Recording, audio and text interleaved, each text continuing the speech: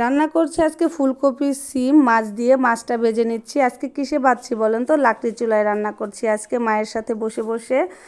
গ্যাসে বলছে আজকে রান্না করতে হবে না, আজকে লাকড়ি চুলায় রান্না খাবো আমরা। মাছগুলো ভেজে উল্টে পাল্টে দিচ্ছি। তার ভিতর আবার বাচ্চারা কি করেছে, তার নানুর মাছ ভাজা দেখলেই তাদের বাটিতে নিয়ে হাজির হয়। বাটিতে দিতে হবে একটা একটা মাছ ভাজা। দেখেন তাদেরকে ভেজে আগে মাছ ভাজা দিয়ে নিচ্ছে। এখন দেখেন তরকারিটা বসিয়ে দিচ্ছি, সব পেঁয়াজ মরিচ কষিয়ে নিচ্ছে, মশলা কষিয়ে নিচ্ছে। লাকড়ির চুলায় কি সুন্দর করে আগুন জ্বলছে দেখেন। এটা রান্না কিন্তু অনেক মজা।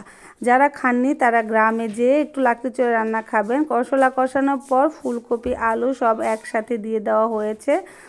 দেখেন এখন সিম আলু কফিগুলো নেড়ে চেড়ে উল্টে পাল্টে সুন্দর করে কষিয়ে নেওয়া হচ্ছে। এখন দেখেন প্রায় কষানো শেষ। এটাতে আমি পরিমাণ মতো পানি দিয়ে দিবে।